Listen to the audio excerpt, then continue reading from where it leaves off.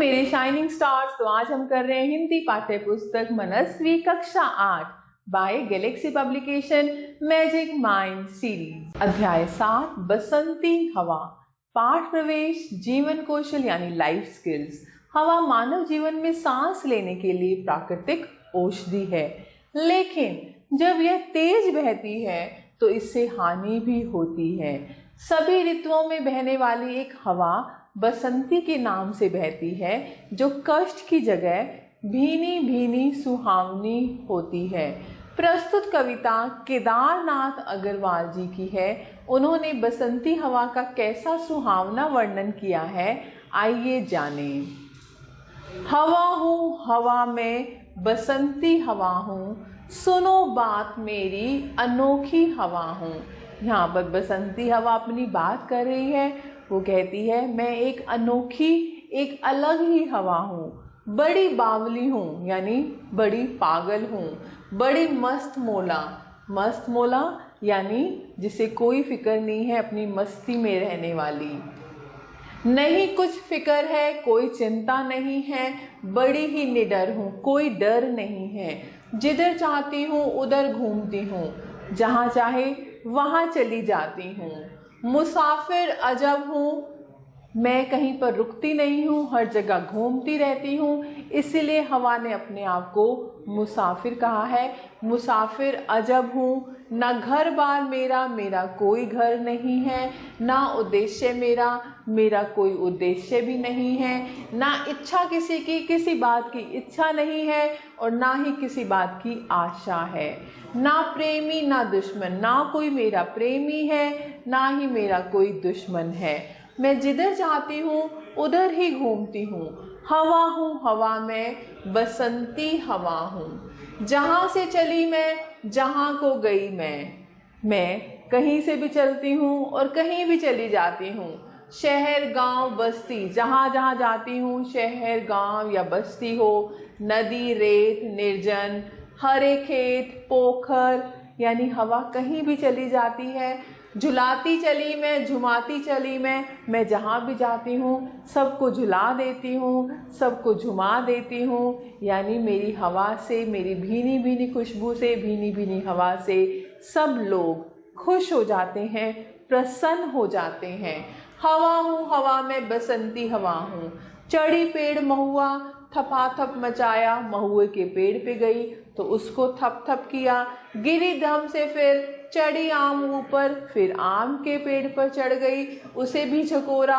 अगर आपने देखा होगा हवा में क्या होता है, पेड़ हिलता है, आम का पेड़ है यानी आम भी हिलेंगे। किया कान में कू, यानी कान में कू किया यानी उसको छेड़ा। उतर कर भगी मैं, फिर वहां से भाग गई। हरे खेत पहुंची, वहां गेहूं में लहर खूब मारी। पहर दो पहर क्या, अनेकों पहर तक इसी में रही मैं। यानी पहर यानी सुबह शाम दोपहर, मैं कई पहर खेतों में ही रहती हूँ। खड़ी देख अलसी, लिए शीश कलसी, मुझे खूब सूझी। अलसी को देखा तो एक शरारत सूझी। हिलाया झुलाया उसको हिलाया, गिरी पर न कलसी, लेकिन कलसी गिरी नहीं। इसी हार को पा, हिलाई न सरसों, और ये मुझे अपनी हार लगी और इसी डर से मैंने सरसों को नहीं हिलाया। झुलाई न सरसों, यानी सरसों को हिलाया डुलाया नहीं। हवा हूँ हवा में बसंती हवा हूँ। मुझे देखते ही अरहरी लजाई, मनाया बनाया ना मानी, ना मानी उसे भी ना छोड़ा। पथिक आ रहा था उसी पर ढकेला, कोई रास्ते में आ रहा था उसी पर मैंने अरहरी को ढकेल दिया। हंसी जोर से मैं, और मैं खूब हंसी। हंसी सब दिशाएं, हंसे लहलहाते हरे खेत सारे। जब हवा चलती है तो पेड़ पौधे फसलें सब खुश हो जाते हैं, सब एक प्रसन्न मुद्रा में हो जाते हैं, यानी हंसने लग जाते हैं। हंसी चमचमाती भरी धूप प्यारी, और धूप भी है वो हंसने लग जाती है। बसंती हवा में हंसी सृष्टि सारी। जब बसंत आती है तो ऐसा लगता है कि मानो सारा संसार हंस रहा हो। तो हवा हूँ हवा में बसंती हवा हूँ।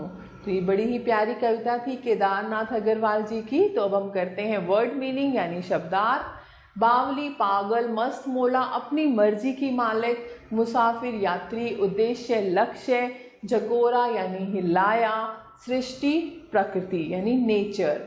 अभ्यास। तो प्यारे बच्चों कुछ प्रश्न हैं मौखिक। निम्नलिखित प्रश्नों के उत्तर दीजिए। हवा ने अपने आप को बसंती हवा क्यों कहा है? क्योंकि बसंत में हवा भीनी भीनी ठंडी ठंडी चलती है। हवा महुआ के पेड़ से गिरकर किस पर चढ़ती है? पथिक पर चढ़ जाती है। प्रस्तुत कविता के लेखक कौन हैं? केदारनाथ अग्रवाल जी। ऐसी हवा सारी सृष्टि पर क्या प्रभाव डालती है? सारी सृष्टि प्रसन्न हो जाती है, एक हंसी का माहौल हो जाता है। सही विकल्प पर सही निशान लगाइए। हवा कैसी है? बसंती, मतवाली, ठंडी, ये सभी। हवा कैसी मुसाफिर है? एक अजब मुसाफिर है। हवा ने किसे झिकोरा? सेब को, केले को, आम को या बरगद को? आम को। तो ऐसे प्रश्न 2 है। कविता की पंक्तियां पूरी कीजिए, आप कर सकते हैं। ऐसे ही प्रश्न 3 है। निम्नलिखित पद्यांशों का भाव अपने शब्दों में लिखिए। प्रश्न 4। निम्नलिखित प्रश्नों के उत्तर दीजिए। हवा ने स्वयं को किन किन नामों से पुकारा है? अजब मुसाफिर, मतवाली। तो कई नाम हैं, आप लिख सकते हैं। ऐसी भाषा से कुछ प्रश्न हैं। कविता में अन्य भाषाओं के शब्दों का समावेश है। इनमें से उन शब्दों को छांट कर लिखिए, यानी तत्सम, तद्भव।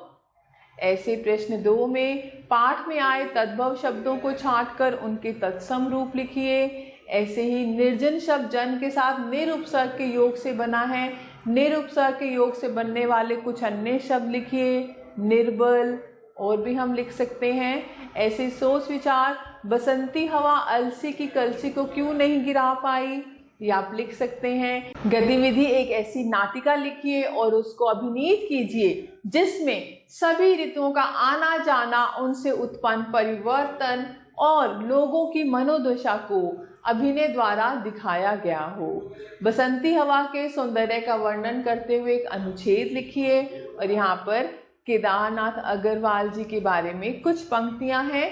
केदारनाथ अग्रवाल का जन्म 1 अप्रैल सन 1911 में बांदा में हुआ था। युग की गंगा, नींद के बादल, फूल नहीं रंग बोलते हैं, अपूर्वा आदि इनके काव्य संग्रह हैं। इन्हें साहित्य अकादमी, साहित्य वाचस्पति, तुलसी सम्मान, मैथिली शरण गुप्त सम्मान आदि से सम्मानित किया गया। इनका निधन 22 जून सन 2000 को हुआ। प्रस्तुत काव्य रचना बसंती हवा में आत्मकथात्मक शैली में बसंती हवा के मस्त मोला रूप का वर्णन किया गया है। तो प्यारे बच्चों, आपको ये कविता अच्छी लगी होगी, मैं आशा करती हूँ। तो आप सभी बच्चों का तहे दिल से धन्यवाद। हमेशा खुश रहें और स्वस्थ रहें।